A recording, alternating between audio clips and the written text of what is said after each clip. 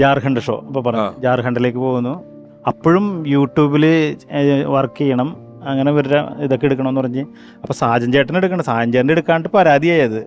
രണ്ടുപേരുടെയും വീഡിയോ ഞാൻ എടുക്കണം, രണ്ടുപേർക്കും യൂട്യൂബ് ചാനലുണ്ടേ, നീയും സൂഫിയും കൂടി പൊക്കോ ശരിയാക്കുക എന്നൊക്കെ പറഞ്ഞ് പുള്ളി പിണക്കോ എന്നോട്.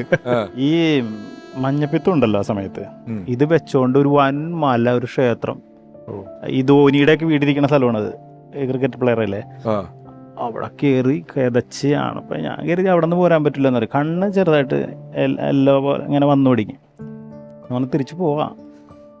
അത് അന്ന് വന്നിട്ട് അഡ്മിറ്റ് ആവണമെങ്കിൽ ഒന്നും കൂടി ഇതായനെ. പിന്നെ പെട്ടെന്ന് അഡ്മിറ്റായി ഒരു 25 ദിവസത്തോളം. അപ്പോൾ ഈ ഇപ്പോൾ കലാഭവൻ്റെ പ്രോഗ്രാമുകളാണ് നമ്മൾ ചെയ്യണം. അപ്പോൾ പ്രോഗ്രാമും കൂടുതൽ നടക്കുന്ന സമയം ഞാനപ്പോൾ പ്രോഗ്രാമിന് പോകും. അത് കഴിഞ്ഞിട്ട് അമ്മ ആശുപത്രിയിലുണ്ട്, അച്ഛനുണ്ട്, അവിടെ നിന്ന് അങ്ങോട്ട് ചെല്ലും.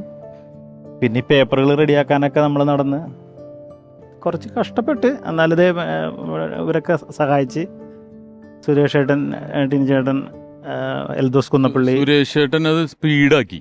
അതെ, ഒരു 7 ദിവസം കൊണ്ട് കിടക്കുന്ന ഒരു 3 ദിവസം കൊണ്ട് പെട്ടെന്ന് ആക്കി തന്നു സുരേഷ് ഗോപി. ശരിക്കും ഇതിന് ട്രാൻസ്പ്ലാന്റിന് ഒരു 3 മാസമൊക്കെ എടുക്കും. അസുഖം വരുന്ന ഏതൊരാൾക്കും മാറും എന്നൊരു പ്രതീക്ഷയുണ്ടല്ലോ, ആ പ്രതീക്ഷയിലാണ് സുബി ഇത് ആരെയും അറിയിക്കരുത് എന്ന് പറയുന്നത്, അല്ലേ? അതല്ല. അതെ.